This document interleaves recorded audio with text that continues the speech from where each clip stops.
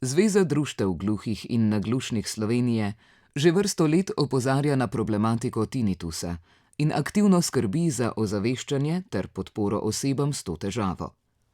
Ob naraščajočem številu ljudi, ki se soočajo s šumenjem v ušesih, se krepi tudi zavedanje, da je tinitus pogosto lahko opozorilni znak za poslabšanje sluha.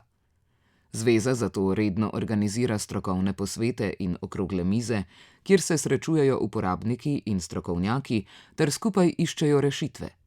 Spletna TV je bila na enem izmed njih.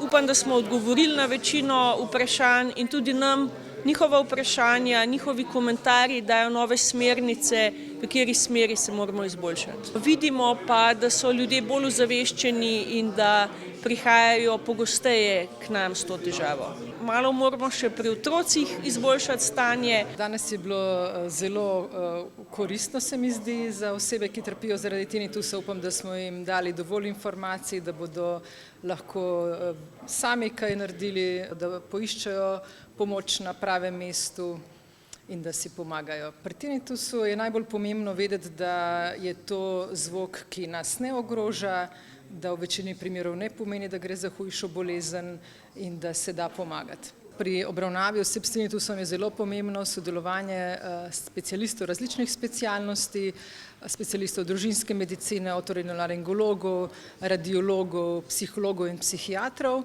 Vemo, da je pri osebah s tinitusom, da sta anksioznost in depresija zelo pogosti. Takšne osebe potrebujejo pomoč psihiatra. Pri zdravljenju je pa ključno kognitivno-vedenjsko zdravljenje, ki ga v Sloveniji izvajajo klinični psihologi. Kognitivno-vedenjska terapija je nekaj, kar se oseba nauči in potem večkrat ponavlja sama ob ponovnih težavah. Tinitus danes prizadene vse več ljudi.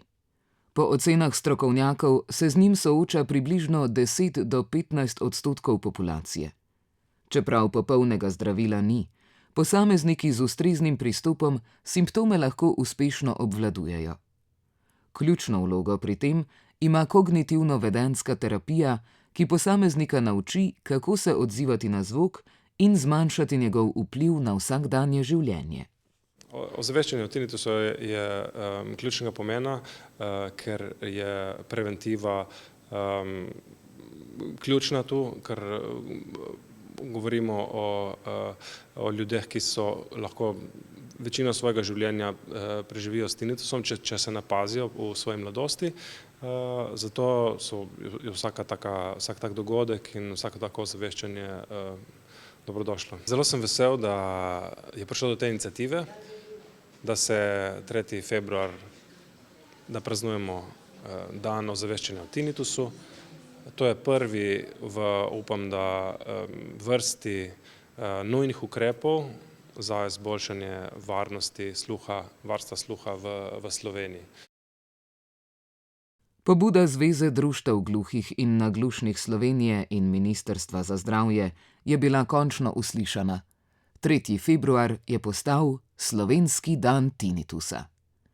Ta odločitev predstavlja pomemben korak k večji prepoznavnosti problema in odpira prostor za sistematično ozaveščanje ter boljšo podporo osebam s tinitusom. Vemo, da s tinitusom ni enostavno živeti. Pomagamo pri rešitvah in vidimo, da je bila to odlična razprava. Želim, da še naprej sodelujemo na takšen način s predavanji in ozaveščanjem. Zahvaljujemo se Ministrstvu za zdravje in Vladi Republike Slovenije, da sta razglasili dan tinitusa, ki daje priložnost, da po eni strani ozaveščamo mlade, da ne skrbijo za svoj sluh, stroko pa, da seveda temu primerno tudi pomaga pri osebam, ki se soočajo s tinitusom. Tinitus je lahko tih, a vztrajen spremljevalec, ki pomembno vpliva na kakovost življenja. A hkrati je to stanje, pri katerem z znanjem, podporo in ustreznimi pristopi lahko veliko naredimo. Prav zato ima razglasitev, da 3. februarja v Sloveniji praznujemo dan tinitusa, poseben pomen. Odpira prostor za več razumevanja, zgodnejše ukrepanje in večjo podporo vsem, ki s tinitusom živijo vsak dan.